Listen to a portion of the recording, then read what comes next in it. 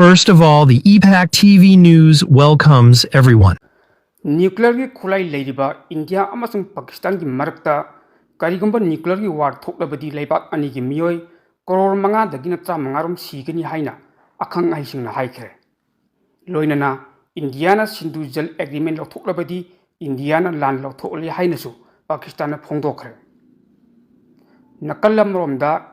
India मदी पाकिस्तान लेबाक अनि की मरकता लान थोकलबदी पाकिस्तान सौगटकनी हाइना सही कया की ममांगदगी इंडिया की येकनबु ओइदुना लाखिबा लेबाक अहुम हाइबदी चाइना टर्की अमदी अजरबैजान लुचिंगबसिंगना लौथोरखरे हाइरे इंडिया की दमक्तसु अमेरिका इजराइल अमदी रशियाना चिंगबा लेबाकसिंगना सपोर्ट तौवनी हाइना फोंदोरखिबसु लेख्रबन चाइना गवर्नमेंट की फॉरेन मिनिस्टर करिगुंबा इंडिया अमदी पाकिस्तान की मरकता लान थोकलबदी पाकिस्तान सौगटकनी हाइना मंगजौनसु फोंदोकपा लेख्रबन मरक असिदा सेंट्रल लेंगाक की पौताक मतुंग इना इंडिया की तोंगान तोंगानबा स्टेट अमसुंग यूनियन टेरिटोरी सिंगदा पाकिस्तानी सिंग लेब्रा खंदोकननाबा लखलप खोंथांगी सरुक अम ओइना मणिपुरदसु पाकिस्तानी अमदी बांग्लादेशी सिंग लेब्रा हाइना मणिपुर पुलिसना चेक तौबा हौरगनी हाइना मंगजौनना नोटिस थोखरे नॉर्थ ईस्ट लाइटना रिपोर्ट तौरप पाव अमगी मतुंग इना हौखिबा एप्रिल की तांग 19 जम्मू एवं काश्मीर की पहलगाम टेरोरिस्ट एटेक चथरक्तुना मियोय 16 हाटखिबगी थौदोक अदुगी मतुंग तरक्पदा लेबाक सिनबा थुंगना चथरक्पा लो कायना चंसिलखिबा लेसिनबा पाकिस्तानी अमदी बांग्लादेशी सिंग लेब्रा हाइना मणिपुर पुलिसना चेक तौबा हौगदौरी हाइरि पाकिस्तानी नेशनलिस्ट की वीजा सिंग लोइना कैंसिल तौरबा मतुंगदा यूनियन होम मिनिस्टर अमित शाहना स्टेट सिंग चीफ मिनिस्टर सिंगदा मखोई मखोगी स्टेट सिंगदा पाकिस्तानी सिंग लेब्रा हाइबा खंदोकननाबा अमसुंग मखोइबु थिंदोखिनबा थबक लौखटननाबा खंगनखिबा लेखरे हाइरि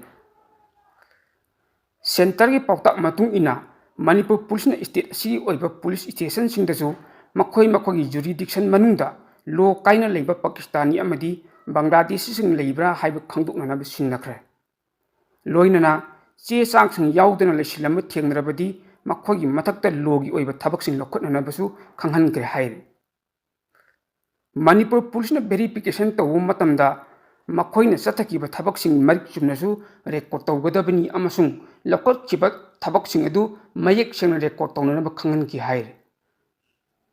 मसिगिदमक मणिपुर पुलिसना तोंगान तोंगानबा मफम कयादा मसक खंगदोकपा लोइखरे हाइरिबा मफमसिंग अदुगी मनुंगदा लिलोंग मिनुथोंग हता खुराई हाइक्रू मखोंग काइरंग मयांग इम्फाल क्वाक्ता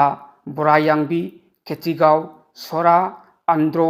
वागगाई अमदी अतई मुस्लिम सिंह खुंदाबा पाकिस्तानी अमदी बांग्लादेशी सिंहना मरी लेनब चेचांग याउदना लेसिलंबा याबा मफमसिंगनी हाइरे हौजिक फावबगी ओइनदि चथगदौरिबा वेरिफिकेशन ड्राइव असी पाकिस्तानी अमसुंग बांग्लादेशी सिंह खक्तमक चथगदरा नत्रगा अतोप लेबाक्तगी लाक्पसिंगसु याउगदरा हाइबगी चपचाबा पाउदी खंगबा ngamdre यूनियन होम मिनिस्टरना पीबा पौताकी मतुंग इना अवांग नोंपोक की तोंगान तोंगानबा स्टेट सिंह हाइबदी आसाम अमसुंग त्रिपुरादा वेरिफिकेशन ड्राइव चथब हौग्रबन त्रिपुराददी बांग्लादेशी नेशनल चनी हेना लेरंबा थेंगनखि मरक असिदा चलिबा मे तांग अहुम हाइबदी असिदा सही अनि मपुंग फरकदौरबा मणिपुर की इरांग असिदा म्यांमारदगी आइन कायना मणिपुर लाक्लगा लेरिबा इलीगल इमाइग्रेंट सिंह असिना अचौब इशू अमा ओइरिबन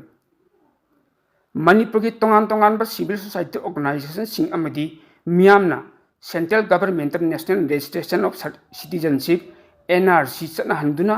स्टेट असिदा लेरिबा म्यांमार नेशनलिस्ट सिंहबु मखोइना इलीगल इमाइग्रेंट सिंह मसक खंदोकपा अमदी मखोइगी दमक्ता डिमांड तौदुना लेरिबन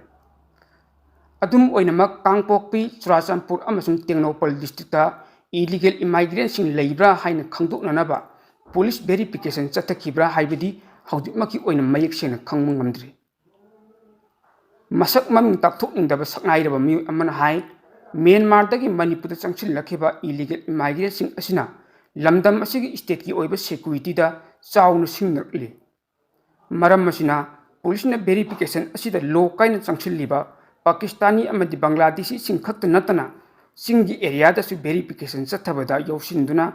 लो कायना चंसिलखबा म्यांमार नेशनलिस्ट सिंहबुसु याउब्रा हाइबा खंगदोकफम थोकि हाइरि पहलगाम चथखिबा टेरोरिस्ट की एटेक अदुदा मियोय 16 हाटखिबगी थौदोक अदु अकन्ब मोंग कंडेम तौवे अदुबु मणिपुर हौखिब सही अनिरोम असिदा नुपी अमसुंग अंगांग याउना मियोय चनी यांखैरम हातखरे लाइबक थीबदी India लेंगाक Manipur इरांग ngasi manungdadi मियेंग चंगबगी mummy तादे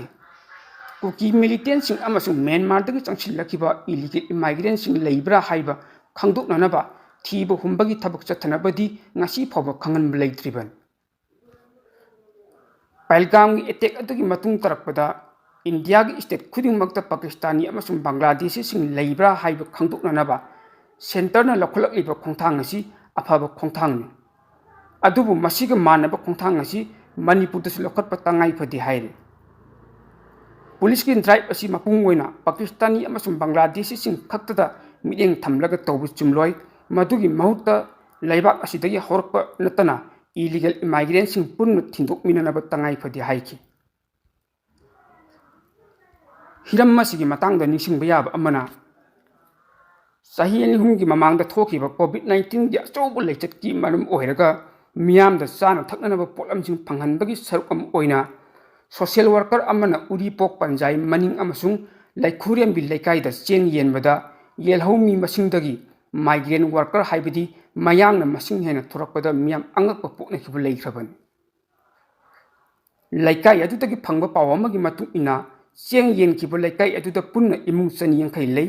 हाइरिबा येलहौमी ओइना लैबा इमुंगसिंग अदुगी मियोय पुनमक Cheng लौबा लोइनखरबा मतुंगदा लेकाइ अदुगी संदोकपा युमदा लैबा मयांगसिंगदसु मिनुंगसिगी मखादा चिंजाक फंगहन्नबा कौथोकलुबदा पुन्न मियोय चहुंग यांखैरोम थोरक्तुना चेंग लौखिबनि हाइरि मखोय इमुंग ओइना लैबा मयाम अमसु यावी हाइरि अतोपा पाव अमना थासिग यौखिबा तांग 19 दा जम्मू एंड कश्मीर की पहलगामदा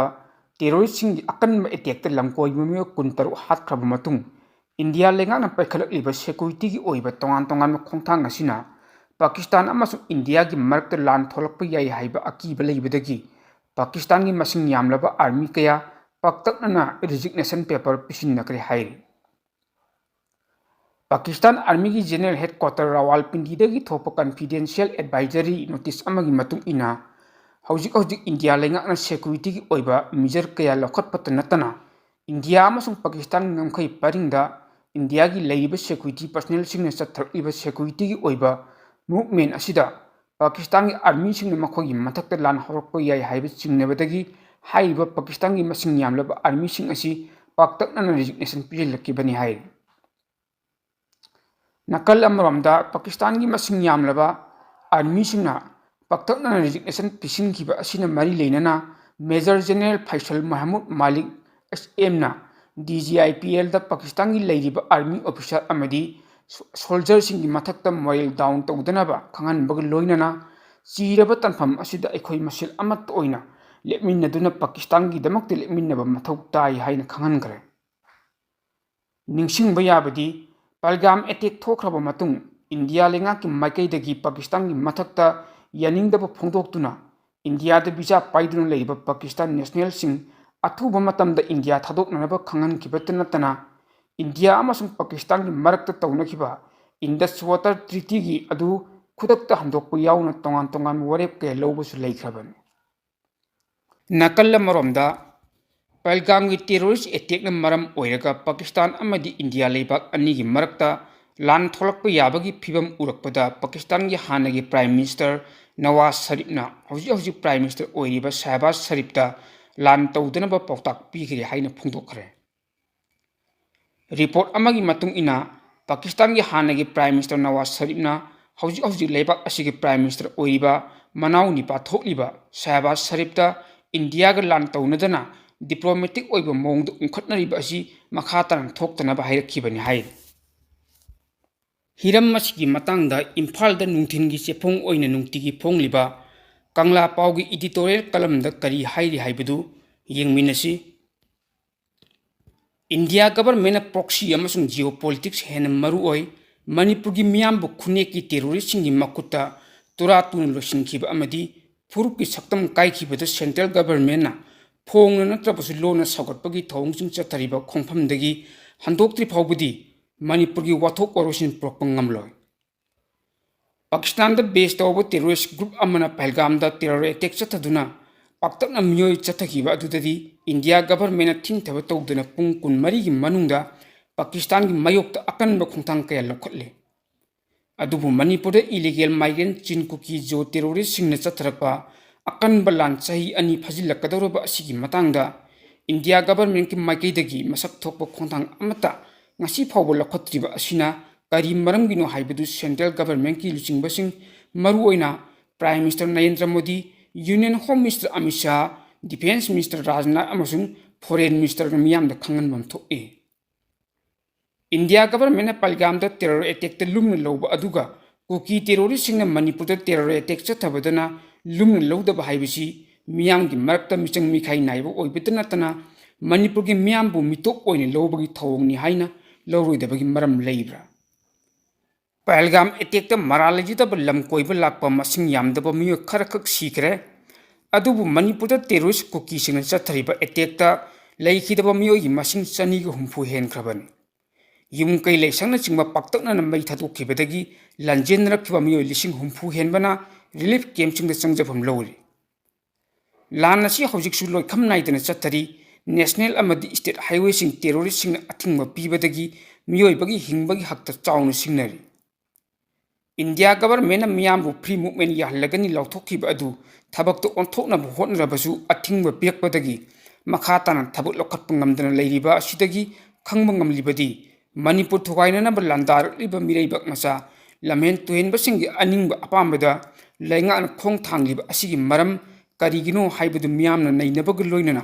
अपुनबगी सक्तमदा सिंगनरिबसिंग मयोकननब मतम पुनमक्ता सेम सादन लेफम थोक्तब्रा मरैबक मरमदम नुसीबदा लैचुरबा मणिपुर मियामगी मथक्ता ड्रगता लैचुरबा मिरैबक मचासिंगी हाइबदी मखोइद लान ngamlokliba asi लैंगाकलोन पाइबसिंगी मरक्तसु ड्रगता लैचुबा यावबदगिरा हाइबदु मियामना थिदोकपा मथौ ताइ असिगुम्बा वफमसिंग asi इम्फालदा नुक्ति फोंबा पाउसी अमा ओइरिबा कंगला पाउगी editorial कलमदा फोंदोरखिबनी. The EPAC Group of News was set up on 7th of July 2017 as a news networking body. Now it completes 7 years in service. Under the aegis of EPAC Group of News, one news networking YouTube channel and Facebook page called EPAC TV News has been set up in the year 2021. It is providing news throughout the world day and night. Saidur Maibam is the managing director cum editor of the EPAC TV News. He is young and talented journalist of Manipur. Under his guidance, news updates are being disseminated all over the world. Both YouTube channel and Facebook page of the EPAC TV News becomes a successful news channel. It is due the full cooperation of the people. The news channel seeks support of the people. People may subscribe, like, share, and follow it, so that it can serve the people further. The EPAC TV News. Once again, thanks the supporters.